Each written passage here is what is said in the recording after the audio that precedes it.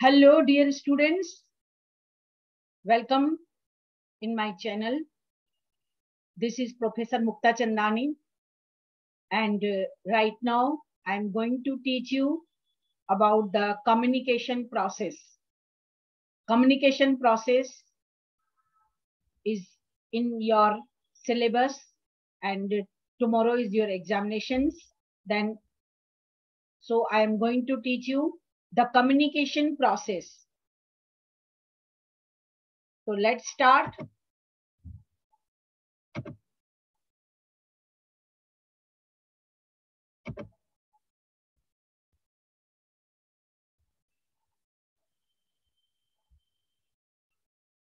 Communication, the process of communication.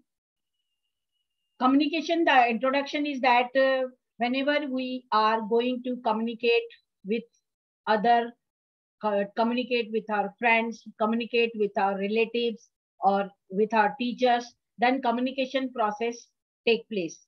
तो communication क्या होता है?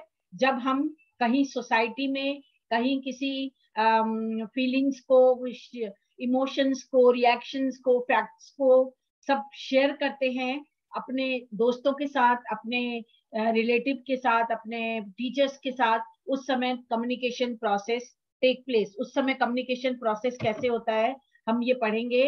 Communication definition of communication is that communication is an exchange of facts, ideas, opinions or emotions by two or more persons.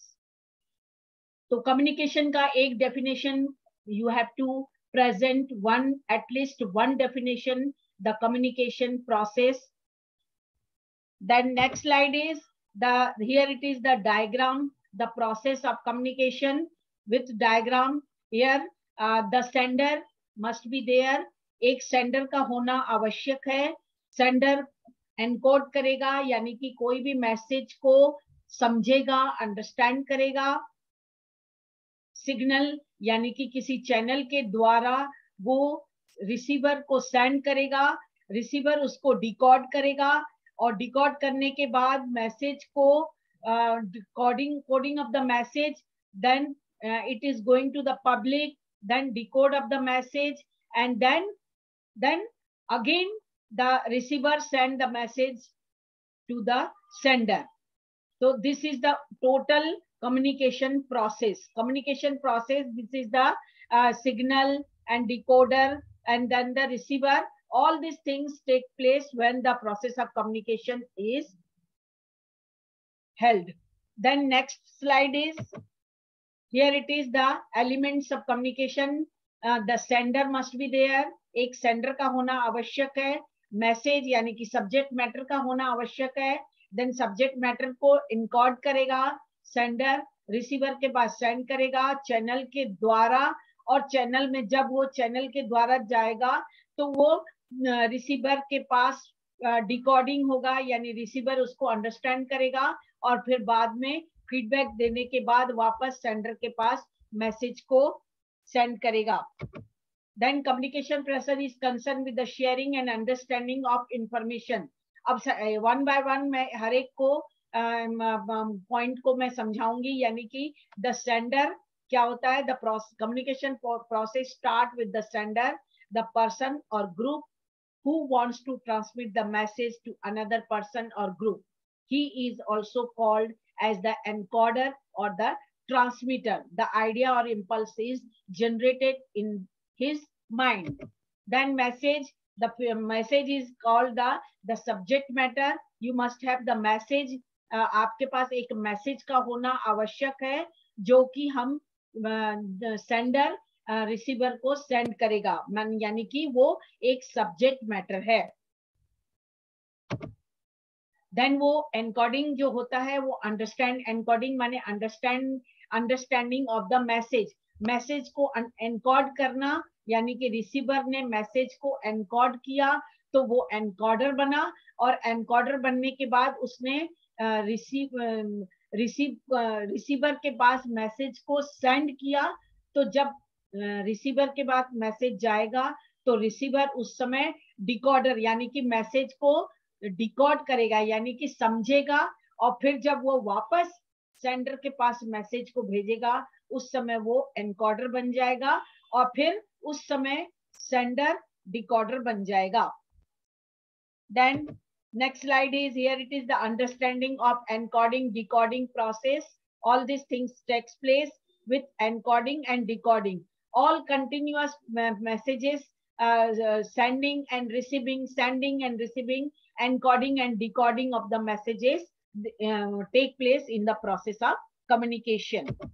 Then channel or medium is the method or vehicle used to transmit the message. For business communication, commonly used channels are telephones, letters, reports, memos, speeches, emails. All these things are the channels of communication. यानी कि इन सब channels के द्वारा हम telephone के द्वारा या letter लिखकर या रिपोर्ट के द्वारा या स्पीच के द्वारा, ईमेल्स के द्वारा हम मैसेज को सेंड करते हैं रिसीवर के पास. Then receiver आ गया. The receiver, the person or the group who perceive the message and attach some meaning to the message is the receiver. Receiver कौन होता है? जिसने मैसेज को रिसीव किया, यानी कि सेंडर के द्वारा भेजे गए मैसेज को रिसीव किया. That is called the receiver. अगर रिसीवर नहीं होगा तो there will be no communication. Communication बिल्कुल हेल्ड नहीं होगा. अगर आपके पास रिसीवर है तो ही मैसेज वो रिसीव करेगा और communication process take place. Decoding यानी कि attaching meanings to the message, यानी कि मैसेज में जो मीनिंग को समझना है उस चीज को हम डिकोडिंग कहते हैं, जो कि रिसीवर के द्वारा हेल्ड होता है.